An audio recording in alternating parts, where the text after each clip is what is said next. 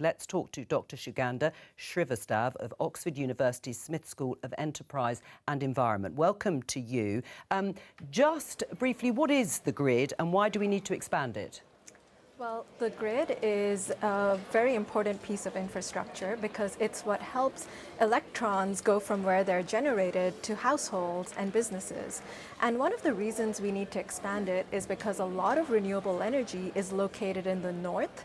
Think of your Scottish offshore wind farms, and a lot of where electricity is consumed is down south. So we need to expand the grid and ease up congestion along one of those main north to south transmission lines. Do we know how much, in a sort of ballpark figure, it will cost?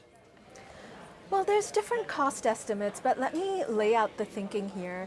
There's three ways we can approach this problem. One is we can build out more transmission. Two, we can build more grid-scale batteries to store renewable electricity. And three, we can also move demand because if consumers can move demand from peak times to off-peak, then that actually reduces the pressure to build these pylons. So in terms of what the total cost estimate is, it really depends on the strategy of how we balance across these three options. But are the plans achievable? Yes, I think the plans are achievable. If we look at the past, from 2012, the UK had 38% of coal on its grid, and 8 years later, that went down to 2%. So rapid transformation is absolutely possible and has already been done by this country. So I think that from a technical perspective, this is doable. We'll need to get the politics right. Right. Well, let's talk about the political aspect of it, Sugandha. Is the government likely to face significant political opposition to these plans, in whatever form they take?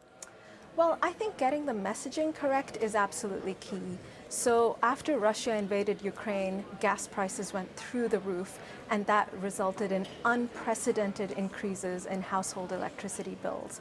Now, it is a fact that solar and wind provide the cheapest electricity in the UK, and this can really help affordability.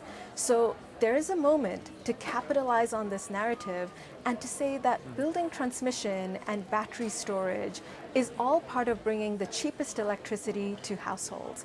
It's absolutely critical that we nail this narrative because it is the narrative that is backed by the data. Thank you very much, Dr Srivastav.